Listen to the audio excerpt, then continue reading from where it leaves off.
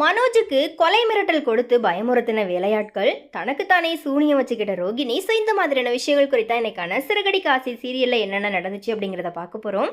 So அந்த வகையில் விஜயா என்ன சொன்னாலும் அதை சூடு சுரணை இல்லாமல் தலையாட்டிக்கிட்டே வேலை பண்ணுற வேலைக்காரியா மீனா பார்த்தீங்கன்னா பணிவிடை பார்த்துட்டு வராங்க. அதனால தான் விஜயா மீனாவை அடிமைப்படுத்துகிற விதமாக அதிகாரம் பண்ணிட்டு வராங்க.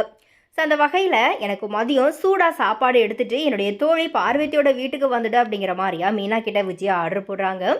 அதுக்கு ஆரம்பத்தில் முடியாது அப்படிங்கிற மாதிரியா முத்து அண்டு மீனா சொன்ன நிலையில் அண்ணாமலை உள்ளே புகுந்து நான் கொண்டு போகிறேன் அப்படிங்கிற மாதிரியா சொல்கிறாரு. இதனால் மாமனார் மேலே இறக்கப்பட்ட மீனா, நீங்கள் வெயில் நேரத்தில் தேவையில்லாமல் அலைய வேண்டாம், நானே அத்தைக்கு சாப்பாடு எடுத்துகிட்டு போகிறேன் அப்படிங்கிற மாதிரி சொல்கிறாங்க. அதன்படி எல்லாருக்குமே தேவையான மதிய சாப்பாடுகளை செஞ்சு முடிச்சுட்டு விஜயாவுக்குமே சாப்பாடை எடுத்துகிட்டு கிளம்புறாங்க. ஆனால் போகும்போது சாப்பாடு இல்லாமல் முதியவர்கள் பார்த்தீங்கன்னா நடுத்தருவில் மயங்கி விழுந்து கிடந்ததை பார்த்ததும் விஜயாவுக்கு வச்சுருந்த சாப்பாடை கொடுத்துட்டு விஜயாவுக்கு கடையில் பிரியாணி வாங்கிக்கிட்டு கொண்டு போய் கொடுக்குறாங்க. இதை விஜயா அண்ட் அவங்களுடைய தோழி பார்வதி 2 பேருமே சேர்ந்து சாப்பிட்றாங்க. அதுக்கப்புறமா வீட்டுக்கு வந்த விஜயாவுக்கு அந்த பிரியாணி ஜீரணமாகாமல் இருக்கிறதுனால அவஸ்தைப்படுறாங்க. அந்த நேரத்தில் அண்ணாமலை, உனக்காக மீனா சமைச்சு எடுத்துகிட்டு வந்தா, ஆனால் நீ அதை சாப்பிடாம ஏன் கடையில் வாங்கி பிரியாணி சாப்பிட்ட அப்படிங்கிற மாதிரி கேட்குறாரு. அப்போ விஜயா மீனாவை பார்க்கும்போது என்ன இவர் சொல்கிறாரு அப்படிங்கிற மாதிரி கேட்குறாங்க. அதுக்கு மீனா, நான் போகும்போது பசியால் 2 முதியவங்க வாடி போய் இருந்தாங்க, அதனால் அந்த சாப்பாட்டை நான் அவங்களுக்கு கொடுத்துட்டேன் அப்படிங்கிற மாதிரி சொல்கிறாங்க.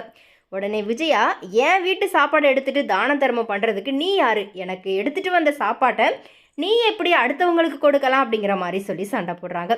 இதெல்லாம் ஒரு பக்கம் இருந்தாலும் இன்னொரு பக்கம் மனோஜுக்கு மொட்டை கடுதாசி எழுதி ஒருத்தர் வந்து கொடுக்குறாரு. அதை பார்த்து படித்த மனோஜ் ரொம்பவே பதற்றத்தோட பயப்பட ஆரம்பிச்சிடுறாரு.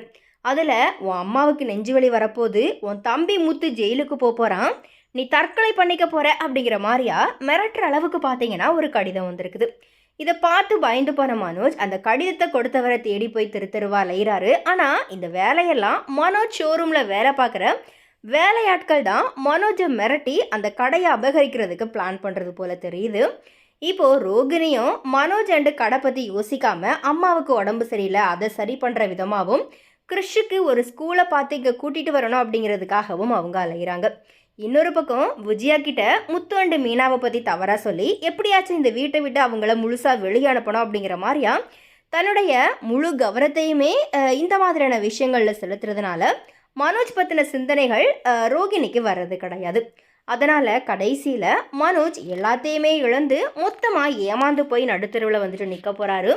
ஸோ அதுக்கப்புறமா ரோகிணியுடைய பாடு திண்டாட்டம் அப்படிங்கிற மாதிரியா சொல்கிறதுக்கு ஏற்ப ரோகிணி அண்டு மனோஜ் 2 பேருமே சேர்ந்து பயங்கரமான செருப்படி வாங்க போகிறாங்க.